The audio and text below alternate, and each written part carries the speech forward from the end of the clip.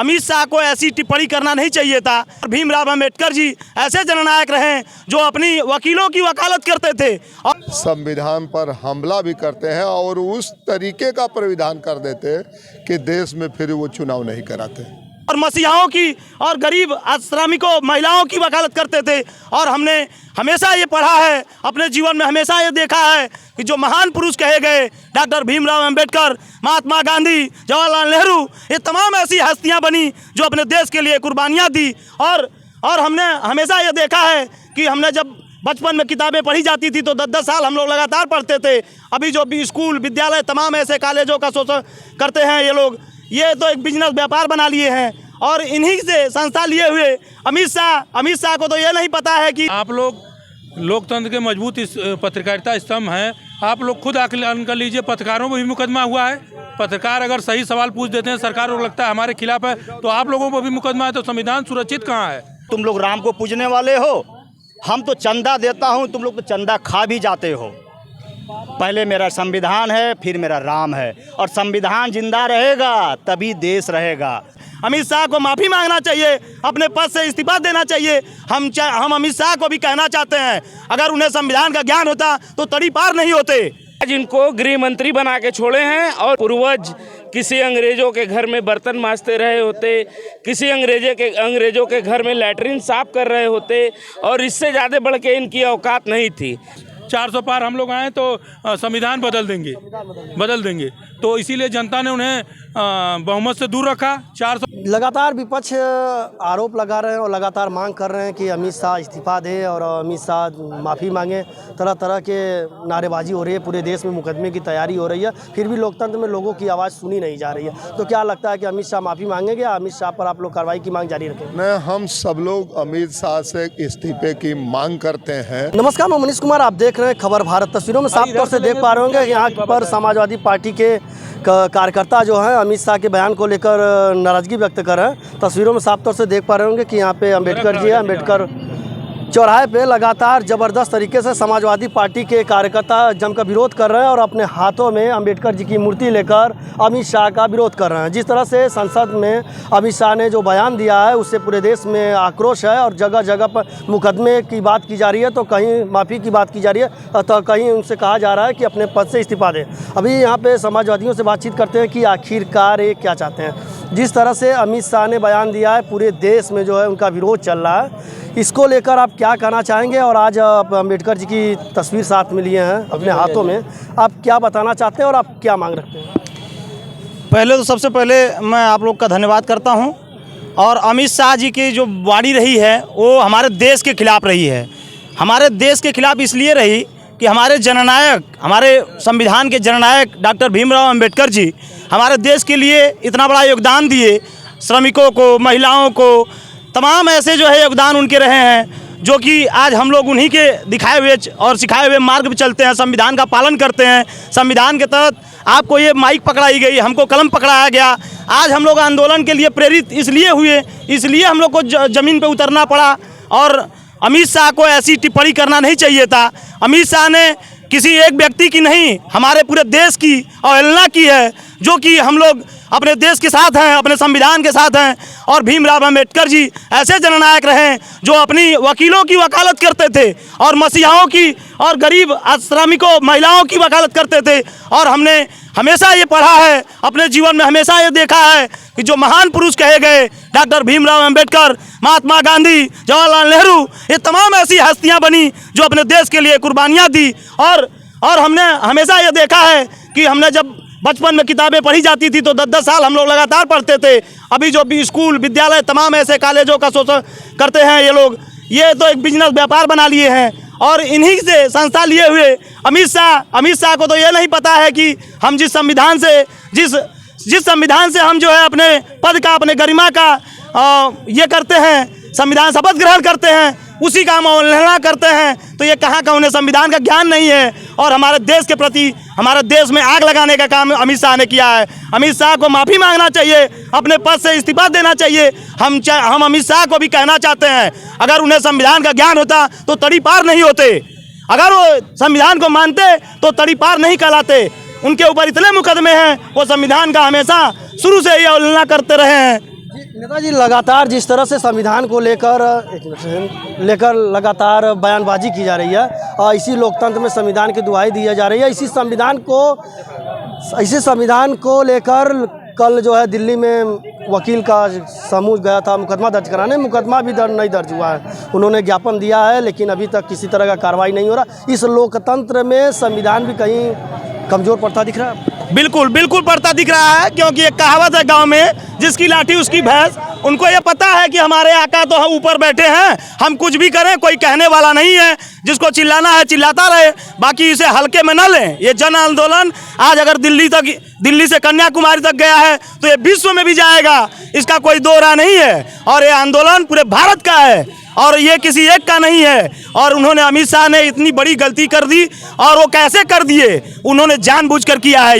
ये कोई अनजाने में हुई गलती नहीं है, ये जानबूझ की हुई टिप्पणी है। जब भी देश में किसी तरह का माहौल होता है तो उस माहौल को लेकर लगातार एक क्रिएट किया जाता है, एक प्रोपेगेंडा तैयार किया जाता है, पूरे देश में बयानबाजी शुरू हो जाती है। आखिरकार अमित शाह अगर इस तरह का बयान दिए हैं जो संसद में भीमराव अम्बेडकर के बनाए संविधान को लेकर, तो आप बताइए कि क्या लगता है कि अब संविधान सुरक्षित है? संविधान, आप लोग लोकतंत्र के मजबूत पत्रकारिता स्तंभ हैं। आप लोग खुद आकलन कर लीजिए, पत्रकारों पर भी मुकदमा हुआ है। पत्रकार अगर सही सवाल पूछ देते हैं, सरकार को लगता है हमारे खिलाफ है, तो आप लोगों पर भी मुकदमा है। तो संविधान सुरक्षित कहाँ है? ये लोग बोले थे, इनके सांसद अयोध्या के लल्लू सिंह जी, कि 400 पार हम लोग आए तो संविधान बदल देंगे। तो इसीलिए जनता ने उन्हें बहुमत से दूर रखा। 400 पार की बात करते थे, किसी तरह बेईमानी करके, सुल्तानी करके 240 सीट पर ही सिमट गए ये लोग। और ये गूंगी बहरी सरकार ज़्यादा दिन चलने वाली नहीं है। ये बैसाखी पर सरकार है, जनता सड़कों पर उतर गई है। अंग्रेज जब चले गए, हिटलर चले गए, तो इनको में क्या रखा है? एक दिन इनको पीछे कदम अपना खींचना पड़ेगा और अमित शाह को माफ़ी मांगना पड़ेगा। लगातार आप समाजवादी विरोध कर रहे हैं, कह रहे हैं कि इनको इस्तीफे की मांग कर रहे हैं। क्या आपको लगता है कि संविधान जिस तरह से आप संविधान की दुहाई दे रहे हैं, उस संविधान आपको लगता है कि संविधान पर जो टिप्पणी की हैं उसको लेकर वे माफ़ी मांगेंगे? या माफ़ी तो उनको मांगना पड़ेगा। आप देख रहे हैं जिस प्रकार गाजीपुर से लेकर गाजियाबाद तक, कश्मीर से लेकर कन्याकुमारी तक रोडों पर लोग जन सैलाब, बहुजनों का, पिछड़ों का, दलितों का, शोषितों का उबड़ चुका है। बाबा साहब कहते हैं कि भगवान है, बाबा साहब भगवान नहीं है तो हम लोगों के लिए भगवान से कम भी नहीं है। अमित शाह को हर हाल में माफ़ी मांगना पड़ेगा। अभी धर्मेंद्र जी देखिए तख्ती लिए हैं कि अमित शाह मुर्दाबाद का जो है तख्ती लिए हैं। धर्मेंद्र जी बताइए कि जिस तरह से बयानबाजी हुआ है पूरे देश में आक्रोश है, जगह जगह मुकदमे की मांग की जा रही है, तो उनके इस्तीफे की मांग की जा रही है, तो लगातार तरह तरह से आरोप भी लग रहे हैं भाजपा सरकार पर। तो क्या लगता है कि इस लोकतंत्र में अमित शाह पर किसी तरह से कार्रवाई की जाएगी? बिल्कुल, संविधान के तहत हमारी किताबें और कानून आती है। पहले तो उसी समय उनको सदन से बहिष्कार किया जाए, हम सबकी यही मांग है। और इतनी बड़ी टिप्पणी करना, मतलब बाबा साहब के नाम पर, कितनी अफसोस की बात है। और उनकी ये उम्र, इस तरह के भाषाओं का जो उन्होंने वहाँ घोर निंदई अपनी बातें कही सदन में, हमको लगता है कि ऐसी बातें उनको नहीं कहनी चाहिए। लेकिन वो जानबूझकर बोले कि मैं राम राम, अरे राम से पहले तो मेरा संविधान है। पहले हम संविधान को पूजने वाले हैं, फिर राम को पूजने वाले हैं। क्या हमसे ज़्यादा तुम लोग राम को पूजने वाले हो? हम तो चंदा देता हूं, तुम लोग तो चंदा खा भी जाते हो। पहले मेरा संविधान है, फिर मेरा राम है। और संविधान जिंदा रहेगा तभी देश रहेगा।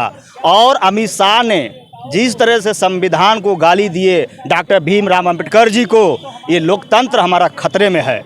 इससे लोकतंत्र, मैं जनता से अपील करता हूं कि ठान लो, बोरिया बिस्तर बांध लो और चप जाओ बॉर्डर से लेके, दुनिया से लेके, भारत से लेके हर कोने कोने तक इनकी विदाई करो अमित शाह की। नहीं, जब तक ये कुर्सी पर बैठे रहेंगे इस तरह का 420 भाषाओं का प्रयोग करते रहेंगे। और मैं जाते जाते एक बात और कह देना चाहता हूँ, माननीय श्री अखिलेश यादव जी हम सब के नेता हैं। उन्होंने कहा है कि खाओ कम, अगर पैर में चप्पल नहीं है, लेकिन उत्तर प्रदेश में हर बच्चों के हाथ में किताब दो। किताब दोगे तो हमारे आपके जीवन का सबसे बड़ा संविधान और रोजगार और आने वाली पीढ़ियां जागरूक रहेगी।